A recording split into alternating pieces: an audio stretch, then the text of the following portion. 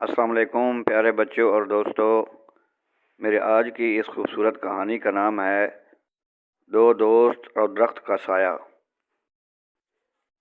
ایک گاؤں میں دو پکے دوست رہتے تھے، علی اور حمزہ۔ دونوں ایک ساتھ کام کرتے، ایک ساتھ کھیلتے تھے اور دونوں میں بہت گہری دوستی تھی۔ ایک دن دونوں جنگل کی طرف لکڑیاں کاٹنے گئے۔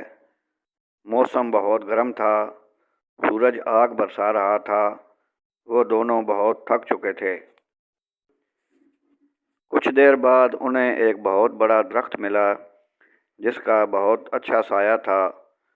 انہوں نے پانی پیا اور آرام کرنے کے لیے اس درخت کے نیچے بیٹھ گئے۔ آرام کرتے ہوئے حمزہ بولا، کاش یہ درخت ہمیں بول کے بتا سکتا کہ زندگی میں آگے کیسے بڑھنا ہے۔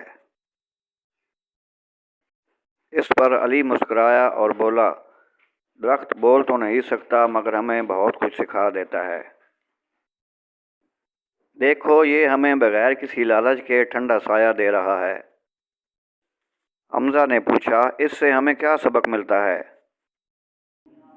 علی نے کہا، ہمیں سبق یہ ملتا ہے کہ جو لوگ دوسروں کو فائدہ پہنچاتے ہیں، اللہ تعالیٰ انہیں ہمیشہ بلندی عطا فرماتا ہے۔ جیسے درخت خاموش رہ کر سب کو ٹھنڈک دیتا ہے، پھل دیتا ہے، لکڑی دیتا ہے،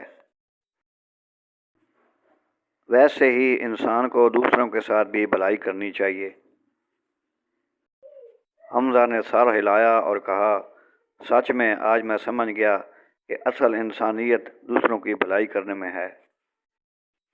وہ دونوں تازہ دم ہو کر گھر واپس آ گئے اور انہوں نے فیصلہ کیا کہ آج کے بعد لوگوں کے لیے آسانیاں پیدا کریں گے، لوگوں کے کام آئیں گے، چاہے چھوٹا ہو کام یا چاہے بڑا ہو۔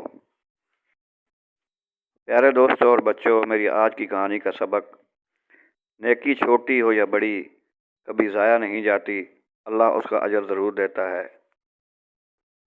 دوسروں کو فائدہ پہنچاؤ، اللہ تمہیں ضرور نوازے گا۔ انسان کا اصل حسن اس کے اخلاق اور رویے